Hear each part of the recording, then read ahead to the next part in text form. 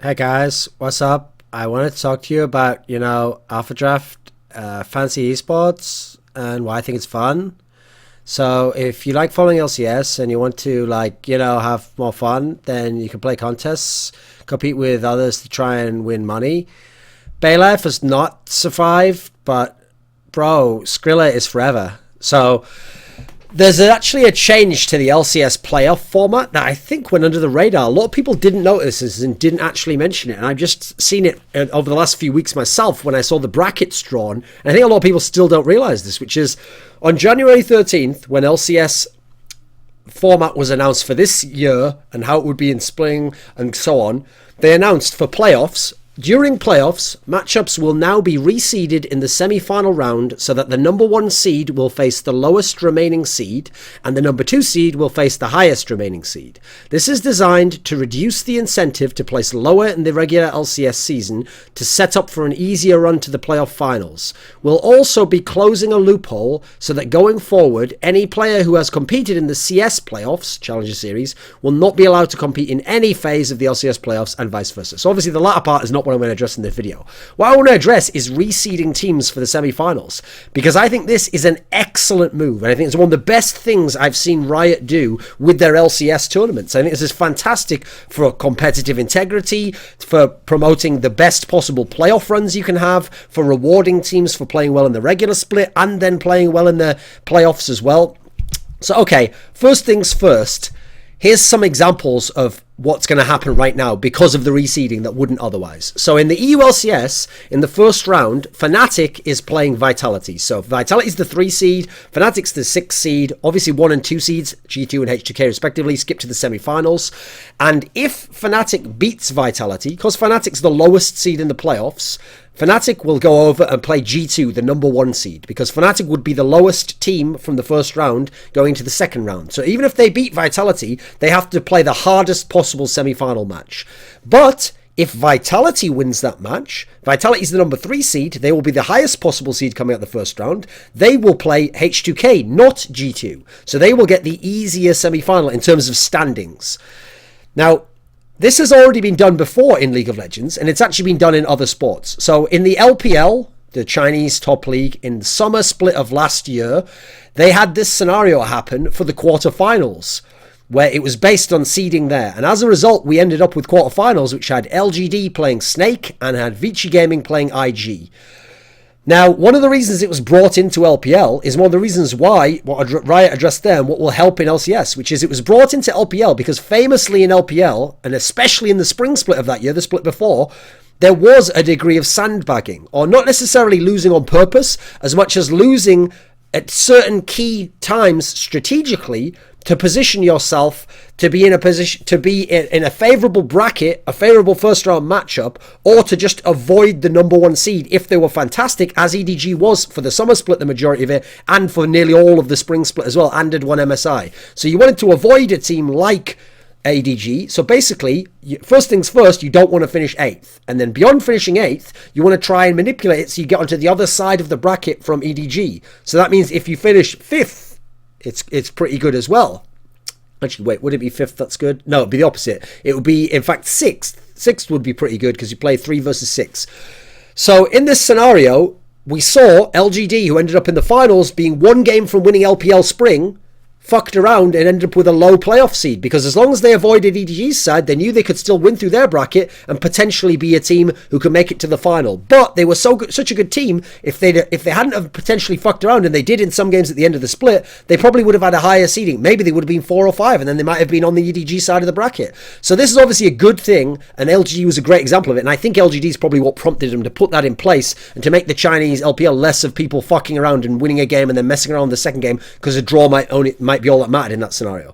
It was also done most prevalently in the NHL. From the 1994 season onwards, they had it in the NHL so that every round of the playoffs was reseeded, except obviously the final, because there's no seeding to be done at that point in time. So as a result, one of the best instances of where this was really great for the league and provided an excellent playoff run was 2012, because in 2012, the LA Kings were the 8th seed in their conference, the Western Conference. And except it's not called that in the NHL, but you know what I mean. So the reason why this is very important is because they were a better team than 8th, because they'd actually had some trades at the end of the season and they'd come on strong, but they were ranked 8th, okay. So in the first round of the playoffs, as usual, they play the number 1 seed, who at the time were the Canucks, who were actually a favourite to win the Cup and had been one of the best teams in the league. So in this matchup, they beat the Canucks in the first round.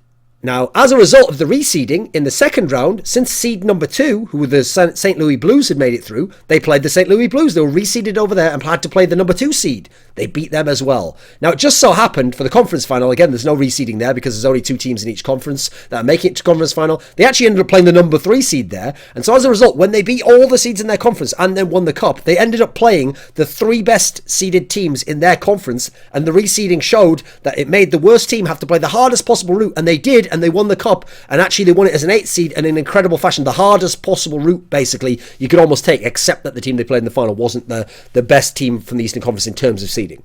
Now, the reason why this is significant is because in that same playoff run, if we'd have used the old format and the kind of format that Riot uses, now obviously Riot skips the number 1 and number 2 teams to the semis, so if we ignore that, if we imagine Riot made number 1 play number 8, except they don't have 8 teams in the playoffs, you see what I mean, then by winning the first match, so by beating the Canucks, the number 1 seed, the Kings would instead, in a normal bracket, have played the winner of the 4 and 5 seed. So they would have won, in this case, Nashville won that match, and they would have played Nashville in the second round. Now you can see how playing Nashville, a 4 or 5 seed, is a lot easier than playing the St. Louis Blues, who were the number 2 seed. So actually, by winning the first match, the Canucks, which is very hard, obviously, you get overly rewarded, because you now get to essentially ride their number 1 seed to the next phase of the bracket and get an easier matchup. Meanwhile, the number 2 seed is going to be playing someone who is better than you were. They're going to be playing the winner of 3 and 6, whereas you're seed 8. So actually, it's a way to make it so that it's not easier once you've won the first really hard game. Both games are going to be very hard in the next bracket as well, because you're playing the hardest team available. Likewise, in a scenario where, let me think. By the way, the point of in the hockey was, I forgot to mention, they actually did get rid of this in 2014 in the NHL, which I don't like. I actually thought this was a very good system and meant that flukes didn't ruin the playoffs, because very likely if it really was a fluke, like one team had a good matchup, or one team, let's say the number 1 seed, as was the case in this, got injuries, etc., then that wouldn't just kill you dead immediately. What it would actually allow for is a scenario where the number 2 seed could actually take care of the fact it was a fluke, and the number 2 seed didn't get fucked by the fact that you got some fluky run over some other team. So they got rid of it in that scenario. Now, what is good about this system of reseeding is, first of all, it places more of an emphasis on where you place in the regular split. Now, I still think it's still not enough, and this is a topic I'll go into elsewhere. I think it should be more reward for finishing well in the regular season. And I don't like skipping playoff rounds. I mean a different type of reward. But it's a start, since now your placing not only determines your seed for the playoffs, like the first round matchup, it also determines who you'll play in the second round. You can't fuck around, get a bad seed, but still have an okay opponent, beat them and go, right, well, we beat them, we did the hard work, now we play an easier opponent. That doesn't happen. You play a harder opponent in the next round as well, if you messed around in the regular split and you got a worse seed than you could have done if you'd properly focused on the league. It also means that the rest of the split has implications on more than just your first round. That's the key part. So 2 best of 5s are riding on this.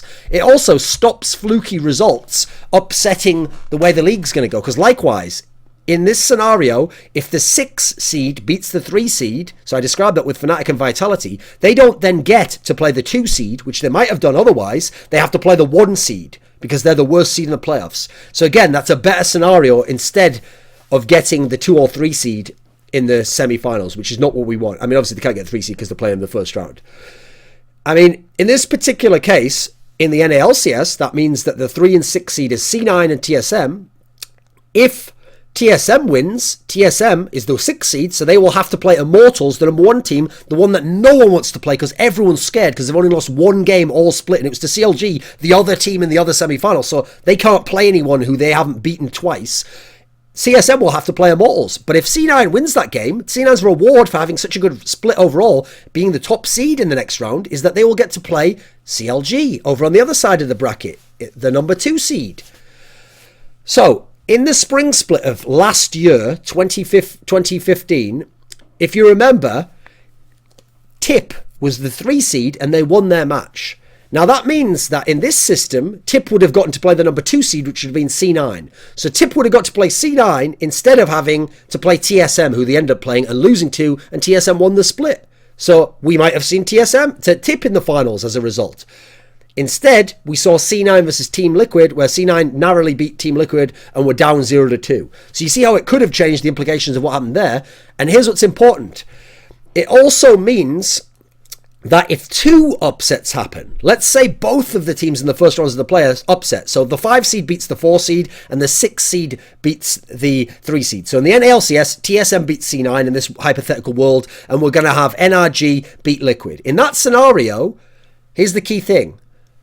NRG gets rewarded for having the 5 seed, while TSM had the 6 seed. So now NRG gets to play CLG, while TSM, again, gets to play Immortals. Whereas if TSM had won, but Team Liquid had won, then Team Liquid would get CLG and TSM would play Immortals. So you can see that alone is going to give someone like Team Liquid a better chance of making the finals, whereas they'd have had a worse chance if they had to play against Immortals. Now, the reason why it's important as well is not just to get a further round ahead because you get a better matchup, you're getting easier matchups. The reason why we need easier matchups for the better teams and weaker matchups and harder matchups for the worst teams from their overall seeding is because, remember, where you finish in the playoffs depends on how many circuit points you get, which has implications for qualifying for Worlds. So as a result, first of all, we want teams that are the 3rd or 4th best, ideally, to be getting to the semi-finals to get the proper points that they should get and then have more chance of going to Worlds. We also want them to win more prize money, not just get fucked over by one bad matchup overall in terms of the semi-finals. And also, we want, because remember, prize money is still significant. It's not as much in League of Legends because it's mainly about salary, but it still should be considered a big issue. And also there's the prestige. If you're a team who could have made the finals, but the draw meant you finished in the semi-finals, that might be a big deal, because what if, like, the summer split this year is in the Madison Square Gardens? Now just playing on that stage gives you more exposure. It's more of a bigger deal. You're playing for a championship, as opposed to you might have been the second best team, but you were just playing in the semi-finals because of how the bracket broke down. And as a result, you got in the semi-finals, you don't get to play that massive stage and play in the final. That's a big deal, actually.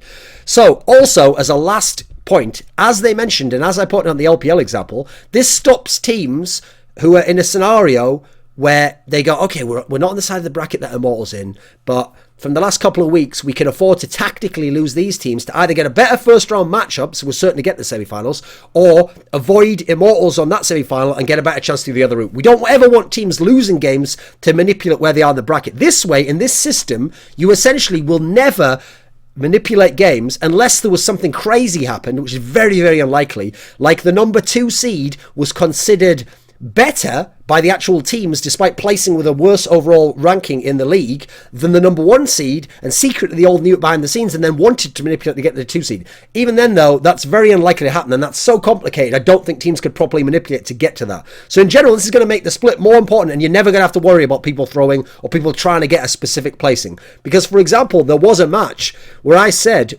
last split, in the summer split, Team Liquid actually probably should have thrown the last game of the split, because then they would have got the side of the bracket that CLG had, where they had to play against the winner of Tip and... who would it have been?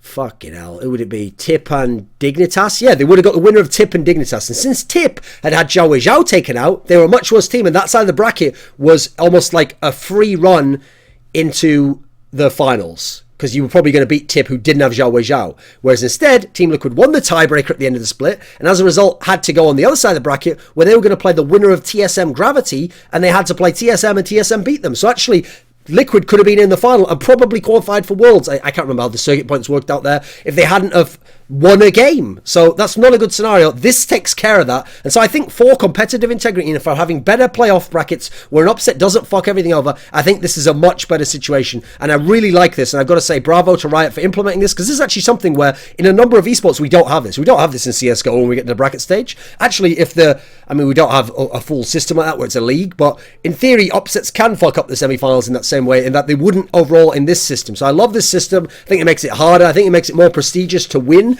if you win as a lower seed. Like if Fnatic wins now, props to them, because they'll have to go through G2 to be able to win LCS and even make the final this split. So great stuff overall. I'm loving that.